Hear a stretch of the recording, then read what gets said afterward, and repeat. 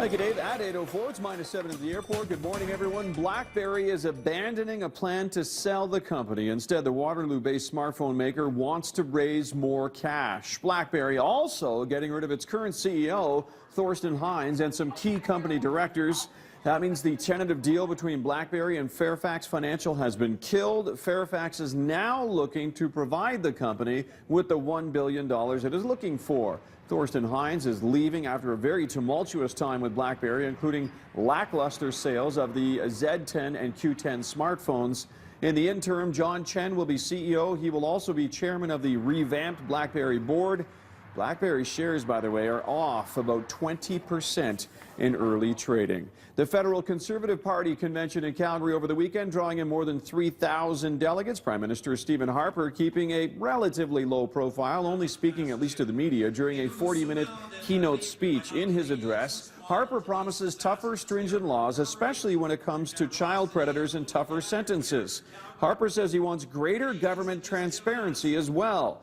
Lori Williams, a political scientist at Mount Royal University, is speaking on our show earlier this morning, says it'll be interesting to see what happens because in the latest polls, 53% of Canadians do not see the Prime Minister as credible on the Senate scandal issue. She adds some Conservative members are quite vocal about how they think the Senate scandal should be handled.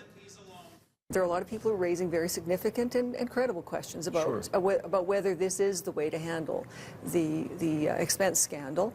And some of them are suggesting that they don't want to vote along party lines. They want to vote according to principle. So we see within the Senate there's a bit of resistance to what has previously been the very strong control by the Prime Minister. Lori Williams also adding some cabinet ministers, sitting cabinet ministers, are coming out now and questioning whether the portrayal of Nigel Wright, the Prime Minister's former chief of staff who wrote the $90,000 check to Senator Mike Duffy, is accurate. The portrayal, that is. Harper has placed the blame squarely on Nigel Wright's shoulders. This weekend, Conservative ministers Peter MacKay and Jason Kenney from Calgary both speaking up about Wright, saying he is an honest man. Federal money to help rebuild after the floods in June and to protect against the next flood disaster will likely take a long time to make their way into provincial bank accounts. That's because of the magnitude of the disaster and government bureaucracy. Stephen Blaney, the federal minister of public safety, says Ottawa is committed to helping Albertans and says it will take time, possibly a number of years, to get all of the finances worked out. The provincial estimate for the cost of the flood is around $6 billion to rebuild. Alberta is asking Ottawa for about $1 billion right away to help cover mitigation projects to protect against the next disaster. The federal government is considering giving half of that amount.